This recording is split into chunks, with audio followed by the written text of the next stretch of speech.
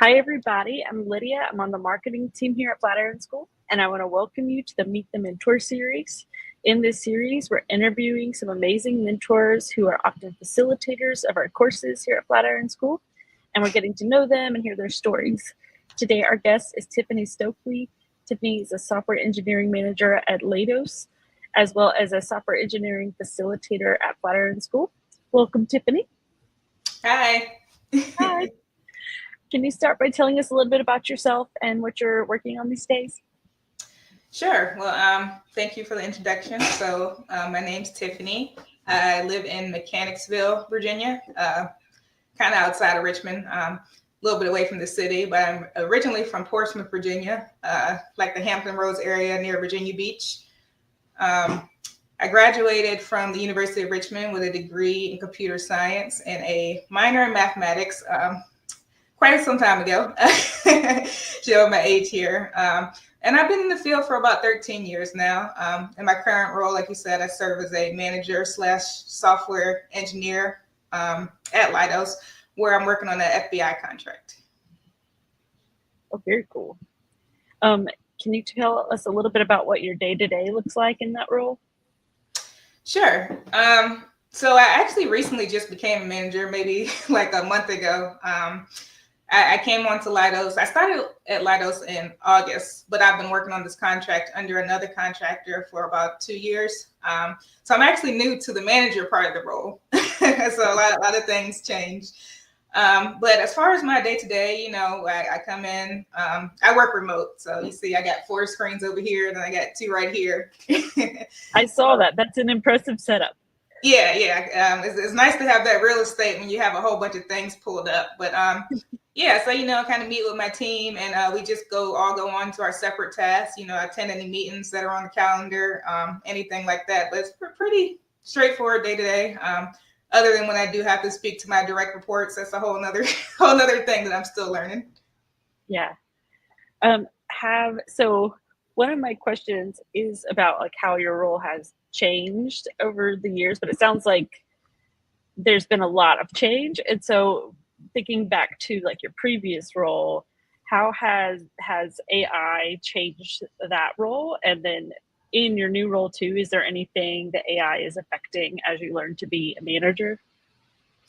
Yeah. So actually, we were just doing performance reviews. So right when I started, it's like, okay, next week we're doing performance reviews. So I had to learn all of that. And Leidos tries to follow the SMART framework when they're talking about their goals. I don't know if you're familiar with that.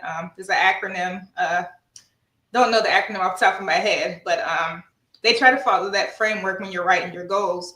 And a lot of people, especially engineers, probably heard about us. We just want to code. We just want to do our work. So when it comes to writing goals and doing all that administrative stuff, probably not the best at it. So as my direct reports, as I was reviewing their goals, I'm like, these really don't follow the SMART framework. And it kind of made it difficult for me because when we talk about being smart, one of the big things was being measurable. So how is the goal measurable? So I was like, what way can I help my direct reports write these goals without just doing it for them. So I kind of came up with a prompt, and Leidos does have their own chatbot. So I came up with a prompt for everyone to use, basically saying what you're starting with for your goal, what you do on a day-to-day basis, and you put it right in there. And I said, make these goals adhere to the SMART framework. And so it kind of made that process a lot more seamless for my direct reports. And my manager loved it. I gave it to everybody for everybody to use. And, those goals have definitely improved since I gave them those. As far as how my position has changed, like I said, I did just start at Leidos, but previously I was with Mantech, but it was all on the same FBI contract. So individually, like my role has changed from just being a software engineer to being a people manager. And as far as the role of AI in that, I think it definitely makes my job a lot more efficient from on the manager side and the software engineer side. If you know anything about software engineering, sometimes we're called professional Googlers. So we're always looking things up. Things are always changing. So it's nice to have, a chat bot. It's like, it's a simple question.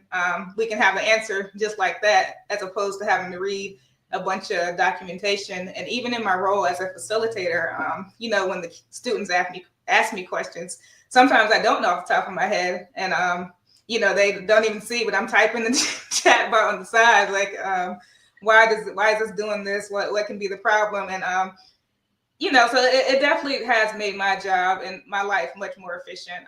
And Leidos, they have what they call the trusted AI mission. So they're real big on trust and eliminating biases when we talk about artificial intelligence. So I'm happy to be a part of that mission with Leidos. Yeah, that's awesome. So with all of the changes that have happened with AI and the industry as a whole, do you have any key skills that you would highlight as being crucial to the workplace now? Anything that feels especially relevant? Yes, definitely versatility. That is a big thing. And like I said, I've been doing this for 13 years. I've worked with many different languages that I didn't know. In college, I learned Java, and I feel like in my 13 years, I've done everything but Java. So being versatile is definitely a big thing. When I started, cloud wasn't a big thing. So being in a more senior role, I'm not in school. I'm not required to learn these things, but I took it upon myself. Let me go get these AWS certs. Let me learn these different avenues so I can apply them to my job. And that's the same thing with AI now. Like AI is blowing up, so I take time to myself. Let me learn different things about AI, how that's used in software engineering and things like that. So versatility is definitely a big one. Critical thinking. I tell my students all the time, it's not really about what you know, it's about how you think and how you use your resources and what you can come up with. I don't know all this stuff off the top of my head. And I try to really instill that in them because they look at like, oh my God, I had one ask me the other week, I just feel like I don't know anything. And I'm like, relax. You've been here 4 weeks, and I came out of a 4-year degree out of 4 years, and I walked out feeling like I didn't know anything. So it's normal. And the last thing I would say is a curious mindset. I feel like I learned a lot from just being curious about things, even looking at a code base, and it can be something that's not directly related to what I'm doing, but because I have a need to know how things work. When I get off, I'm Googling or researching what is this? Why does it work like this? So yeah, I think those 3 things are big. And as far as big skills that are crucial in the workforce right now. Yeah, that's good. And switching gears a little bit, I wanted to ask you about your career journey. Can you walk us through your career journey, kind of where you started to where you are now? Sure. Like I said, I had a degree in computer science. When I graduated, I didn't have a chance to do any internships. So finding that first job was proven to be very difficult. And I had just gotten to a point, I was always good at school. So I was like, I guess I'll just go back to school because I can't seem to find a job. And I feel like right when I had that thought, I was looking on Indeed, and they were hiring for an internship. It was a paid internship. It was in Charlottesville, Virginia with a CACI. Some people refer to it as khaki. So I was like, I applied for it, and they called me. It might have been the same day. It was pretty quick. They called me the next day. I drove in for the interview, and they was like, okay, you're hired. So I started there as an intern, and they hired me on full time. So I believe I worked there for maybe about a year and a half. I don't know if you had a chance to look at my LinkedIn, but I've had quite a few jobs over the 13 years. So they've all been, one thing khaki did give me that, I've used since then, I was able to get a security clearance. So in all my roles, I have been able to, work on cleared work, government stuff. And I've mostly been in a contractor role. So I've worked for different contractors, Northrop Grumman, khaki, Leidos, Mantech, Ingersoft. So I've kind of been all over the place.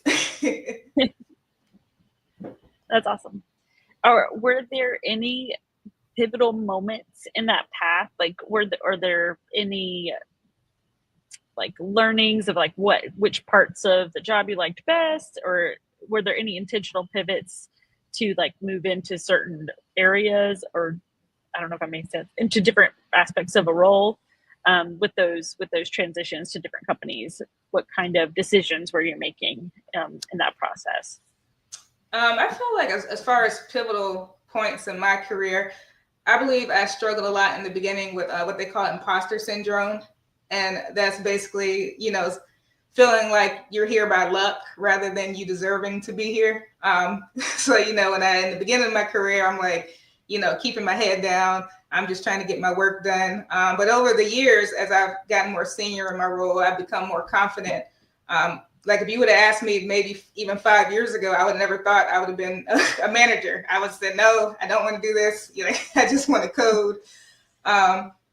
So kind of finding my voice, and there wasn't any one pivotal moment in particular that happened that, made me do that. I think it was just, kind of like I was holding myself back. Nobody said these things about me. Nobody said I wasn't, good enough. In fact, I really got a lot of accolades all the time. Everybody told me how good I was.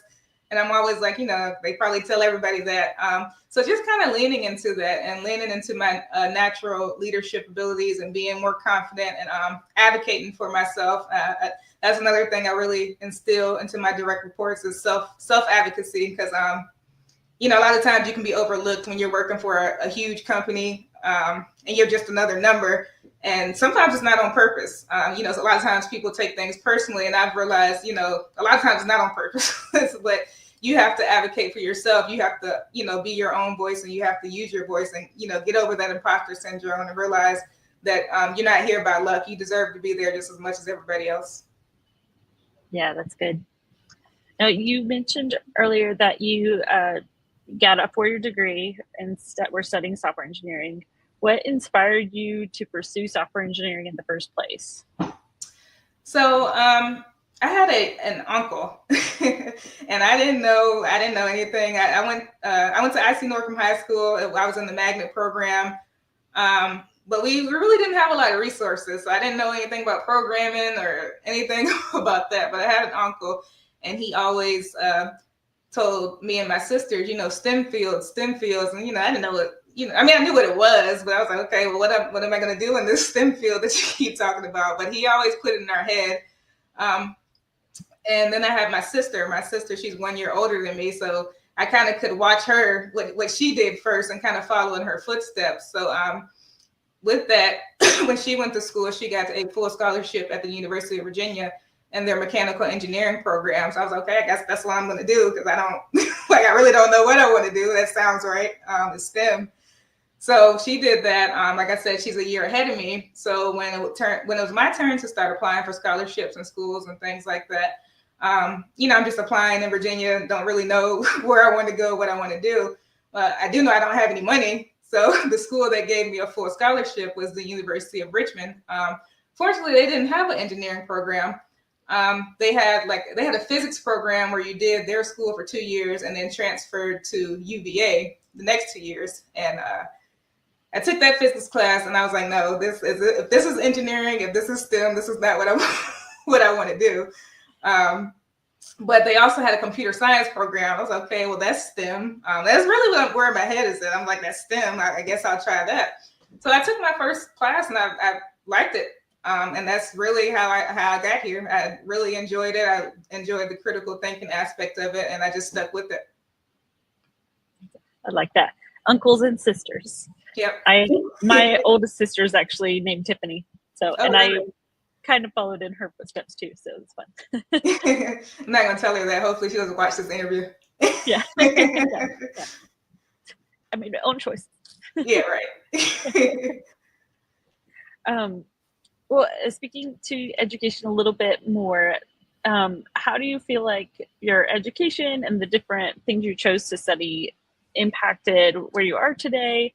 What do you think the value of your education was? And then if you have any thoughts on it, could you speak to what you think the value of a boot camp is in comparison to other options like teaching yourself or getting a master's or getting an associate's, that kind of thing?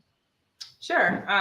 So I do think my education was very valuable. My father, he was very big on his daughters, going to school.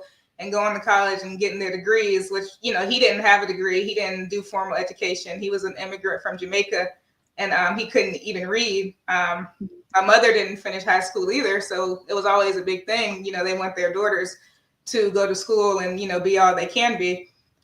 So college was really like a natural next step after high school. It was kind of like an extension of school, just something we were always taught we were supposed to do.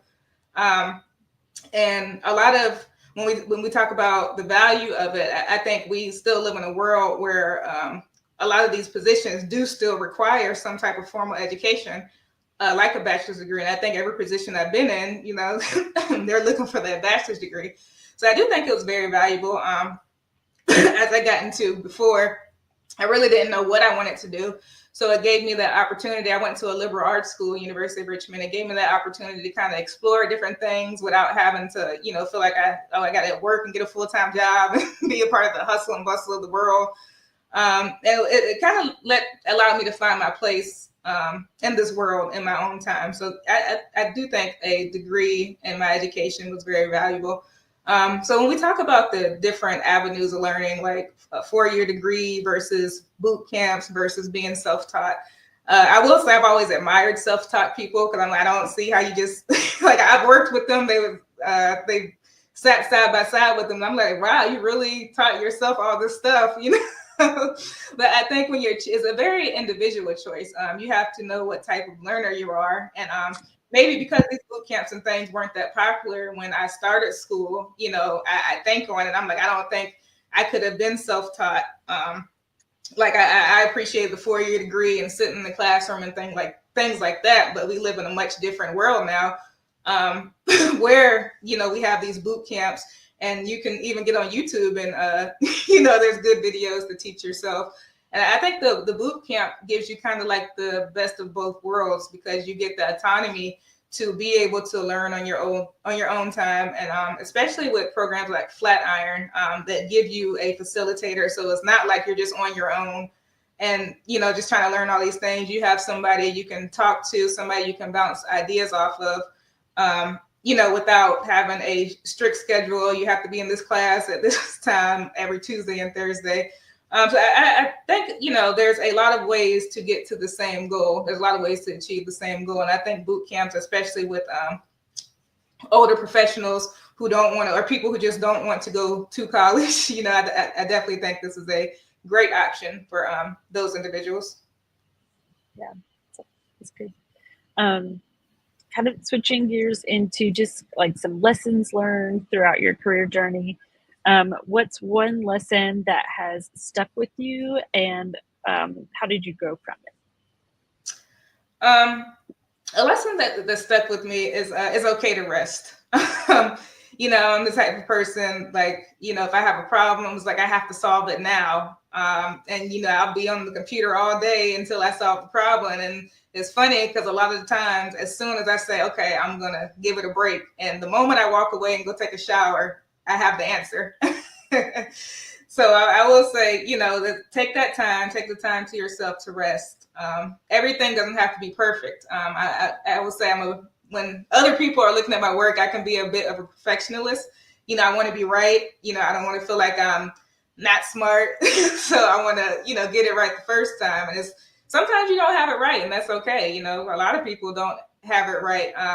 As long as you're willing to learn from it and correct the mistakes and whatnot, feel free to make mistakes. That's really how you learn. And I spoke about it a little bit before, that self-advocacy in your career. Like I said, I really didn't do that a lot early in my career. When I found my voice and when I really started to speak up, I saw the trajectory of my career change. Like I said, now I'm a manager. Now I'm managing other people. People are coming to me, asking me for advice, even working on a project. And, you have your functional manager, where it's like kind of the HR side. And then you have the kind of like leading projects type thing. So I wasn't officially a manager, but I kind of stepped into the role because nobody else would, honestly. So that's another thing I thought I would never do. So, don't be afraid of the unknown. That's one, really lean into your talents. it's funny because even at my first job, my first boss, he was like, you know, you need to work your communication, Tiffany, but I really see you being a manager one day. And I was like, no, not me. And now here I am. Yeah, that's great. Yeah. And it's always funny when you look back and there was someone giving you like the tip all along. Yeah. I was like back then I was like, no, not me. This is in a similar vein. Was there a moment where you faced a major challenge or failure in your career, and would you be up for speaking to that or sharing a little bit about it? Sure. I won't say where this happened, but I came onto a project, and I had to it was somebody else's project. And you know, when an engineer has a project, it's like their baby. They don't want anybody to touch it. Nobody can do it right like them. But I was tasked, and a couple other people were tasked with taking that project away from them and doing different things to it. I won't get into it. And they didn't really like it. I didn't understand what their issue with it was and why they didn't want to do. Like, I didn't understand all the politics behind it. You know, I just came to do the job. But like I said, I had to step up in that role because nobody else was kind of taking the reins and doing it. And I'm a person, I have to be doing something. I can't just sit here. So I'm like, okay, this is what we need to do. And they didn't make it easy for me. They definitely didn't play nice. There was a ringleader, and, you know, his minions were following behind him, everything he did. So, you know, while I had people that were telling me, you know, Tiffany, we see what's going on. We see what he's doing. You know, I felt like nobody's really doing anything about it. So yeah, you see it, but is anybody going to do anything about it? And working on remote teams, you know, it kind of makes it difficult too. Cause I'm like, you know, I know if I was there, he wouldn't be saying this stuff. Like, he wouldn't say it to my face type thing, but it's easy to say these things, you know, when we're behind a Teams chat. So it was definitely progress wasn't being made, and it was making our team kind of look like we couldn't get things done. But, you know, upper management didn't see everything that was going on, you know, at this level of things. So it was very discouraging, especially being new to the company, coming onto the project. And it's like, I didn't do anything to these people. I don't know why they're treating me like this. And I kind of felt like I've never had to deal with that in a professional lane. Like, I was like in high school. Like I really just wasn't used to it. But after working through it, you know, eventually people had when things weren't getting done. And, you know, I keep very good notes. So I had a note on everything. Well, this is what I asked for this, and this is what happened. You know, they aren't doing these things. I can't really move forward with the project without their assistance. And they kind of shooed one guy away, the ringleader, and everybody else kind of fell in place when he was gone. We were able to move the project forward. So it was definitely a learning experience. I had never dealt with anything like that before in my career. Yeah, and it sounds like a very unfun experience. Yeah.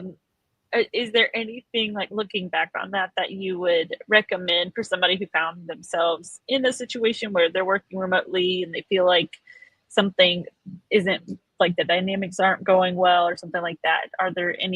Is there a recommendation? Like, was there something that you wished you had done sooner, or was it just kind of like something that had to play itself out? I think this situation kind of had to play itself out. What I do recommend is making sure you're keeping a paper trail of things that you do. You know, keep your calm, keep your composure. There were quite a few times where, you know, I wanted to say things that I wouldn't, you're not supposed to say at work, but, you know, I kept my composure so I didn't look like the one that was the aggressive one or the one that was causing problems. And, you know, eventually they kind of saw where the problem was coming from. And like I said, he went to another team or something. So yeah, I would say definitely keep a paper trail. Definitely, you know, make sure your people know what's going on. Like I said, everybody saw it. I had conversations with my manager and things about it. So everybody kind of knew. So just make sure that people know and you're not just getting bullied, I would say, and nobody knows what's going on. Because when it comes down to it, you know, they're looking at you to do this project. They're not looking at those people, and they're not looking for excuses. So you have to, you know, come and say, you know, this is what happened, and this is my proof of what happened. Yeah, that's good. It's good. Good advice. Moving into just talking a little bit more about mentorship and that side of things. I was wondering if you could share how you first got connected with Flatiron School and what drew you to the school. So my contract with my last company, like I said, they lost the contract, and I was looking for a job. So I'm on LinkedIn every day, and I started scrolling LinkedIn, like Facebook and Instagram, like I'm just scrolling and seeing what's up there. And I came across Flatiron, and I've always mentored and tutored in some capacity. A few years ago, I worked at Springboard. That's another boot camp. So when I saw Flatiron's post, and I was like, it looks something kind of similar to what I've done. I don't know if this new contractor is going to hire me, so maybe this will be something I can do in the meantime. I do enjoy teaching. I do enjoy sharing my experience with people. So, it seemed like something good to do.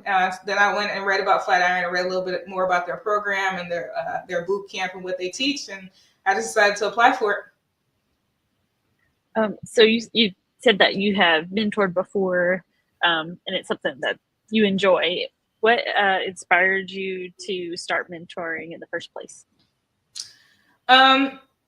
So in the tech field, there's definitely a disproportionate amount of women and people of color in the technology field. And I always felt like I wanted to, be a part of the change in that. I wish I would have had more early in my career, more representation, more people that looked like me. Instead, I'm always usually walking into a room of older white gentlemen. So it just like I wish I would have had those things. And I started with myself. You can do it. Just because you don't see yourself right now, you can change that trajectory of the field. It's not. There's nothing stopping you. You see, I always wanted to be an example to other people who might not think they can do work in this field. Yeah, that's good. And being a manager will help that too. Yeah. It's another reason I did it. Yeah. Has anyone influenced your career and knowingly or unknowingly mentored you? Yes. I'll say my advisor in college. It's funny because, I was reading the questions and I'm like, what is Kelly Shaw doing? And I added her on LinkedIn right before this meeting. But she definitely, my advisor served as my mentor. She was also a professor at the University of Richmond. And, being, like I said, she was, I think she was the only woman computer science professor. So, she dealt with all the things coming from that. So in our talks, we talked about those issues. She always said, so many women drop out of the program after the first class because they're like, this isn't for me.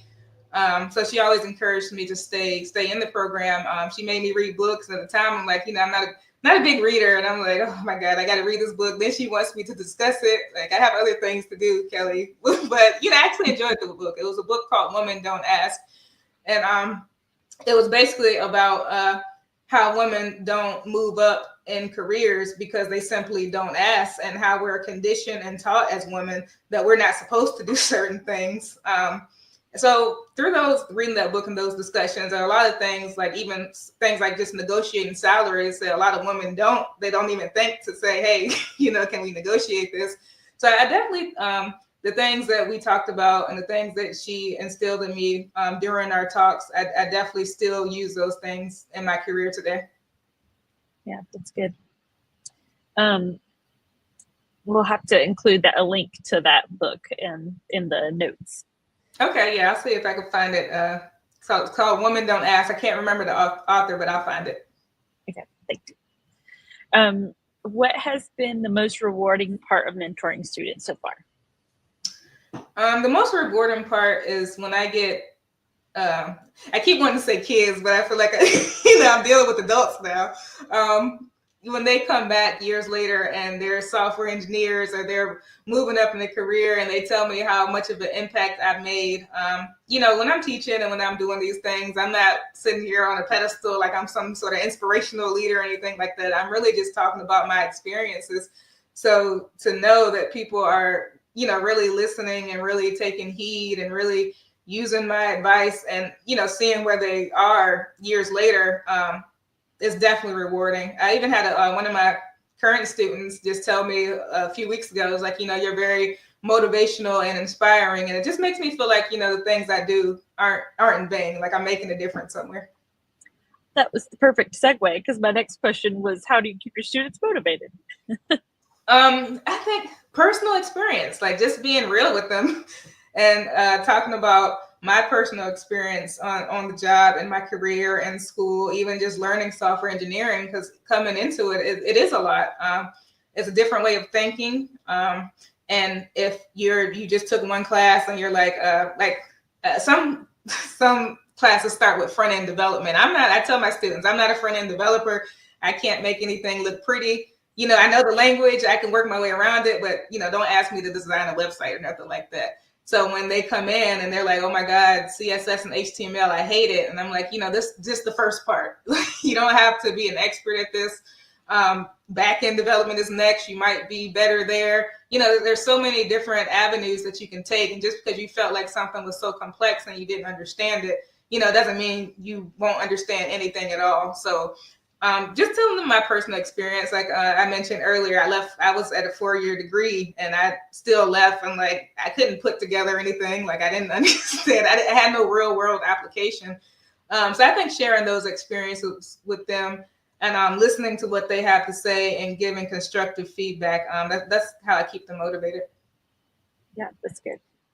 If you could give advice to someone who's just starting in tech, what would it be? It would be to stick with it. Like, don't be discouraged because things seem like they don't make sense, or you're having those imposter syndrome moments and you're having those second thoughts.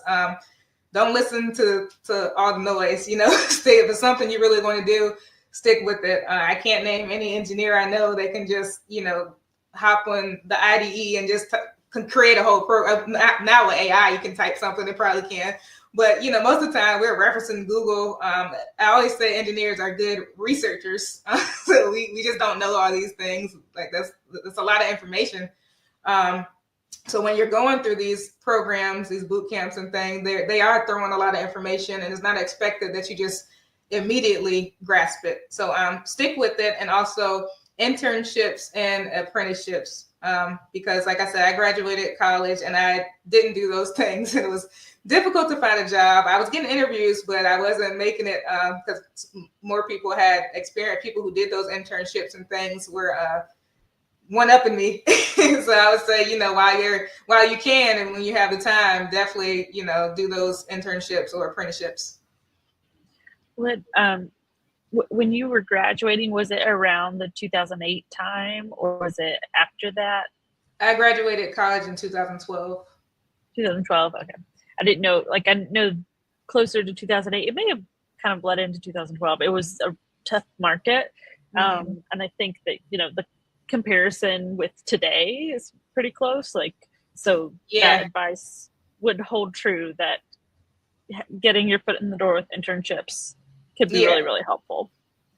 Yep. That's like I said, khaki, they hired me on as an internship for 4 months and then they hired me on full time. So I kind of segued into it. And ever since then, I never had any issues finding a job, but we're in a lot different market as of last 2 years. The market's kind of different now, but I've never had any issues personally.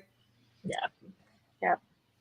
Okay. Switching into a little bit of a different topic, just kind of curious about what your future goals are. Is there anything new that you're learning or exploring right now? Anything that's exciting to you? So I actually just started this month my master's degree. I'm getting an MBA with a concentration in IT management. So that's exciting because I always said I would never go back to school, but here I am. I've done a lot of things this year I said I never would do. So that's taken quite a bit of my time these days. That's awesome. And then are there any projects that you're working on, if you have time, in addition to a master's degree, any projects you're working on right now that you're particularly passionate about? No, not really any projects. Like I said, between work and school and everything else in the world, I don't really have a lot of time to do personal projects. I am learning. I'm trying to learn more about AI and RAG systems and things like that. Again, when you're working full time, it's kind of hard to find time to, hone in on your skills or try to advance your skills, especially when you're not really using particular technologies in your current position. But I'm interested in it, and I wanted to learn more about it, so I took it upon myself to take some Udemy courses and things like that to learn more about it. Okay. And then looking ahead, what's a big dream or ambition you're working towards in your career? So I would say maybe leaning into a project management position. I always want to do software engineering because it's something I really enjoy doing. But now that I've kind of honed in on those other traits that I guess I naturally have, like being a leader and managing projects and taking something from the beginning to the end, I would definitely like to. I feel like that would be the next progressive step in my career. Gotta get through this manager part first. See how this goes. And the master's. All right. Is it in the master's degree? Oh, yeah. Always a big one. All right. Well, we have hit our lightning round questions, and these are questions that I'm going to ask they're just like fun questions. You don't actually have to respond to them quickly, but they're just fun things to kind of end on. So I'll kick it off with what's something you're listening to or reading right now? I'm a big Audible person. So I actually have two on my list that I want to start. They're sitting in my cart right now. One is The Little Black Book of Success. It's basically talking about Black women in corporate America. And the other one is The Subtle Art of Not Giving a, I don't think I can say it up here. So one of those will be my next Audible. Okay. We'll get those links and include them in the blog post. Okay. And then what's one product or tool you're into right now? Cloud Code. I'm learning how to use it because being that the stuff I work on at work is, national security, is sensitive nature. I can't really just pull AI tools and just use them how I want. So when I saw a lot of people using these tools to build and develop projects, I was like, I want to learn how that's done. So I'm working in the VS Code and doing the Cloud Code. So yeah, I'm excited about learning that. And when is your next cohort?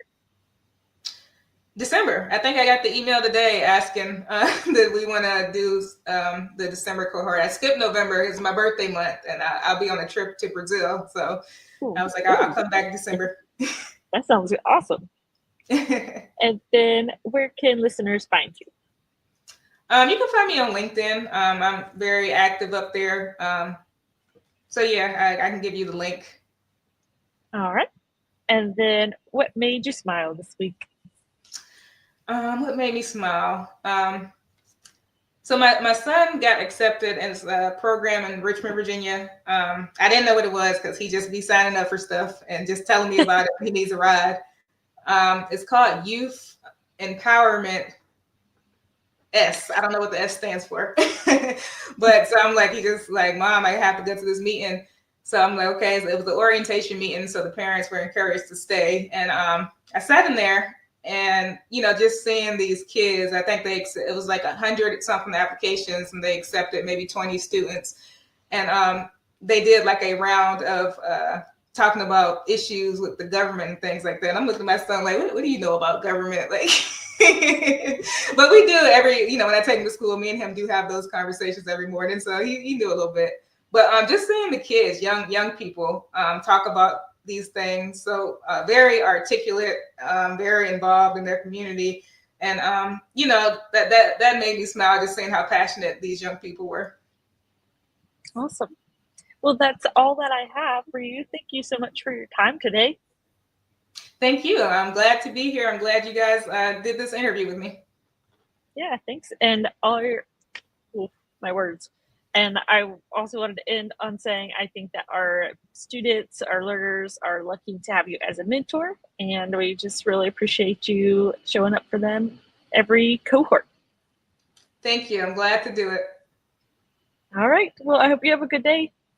You too. Bye. Bye-bye.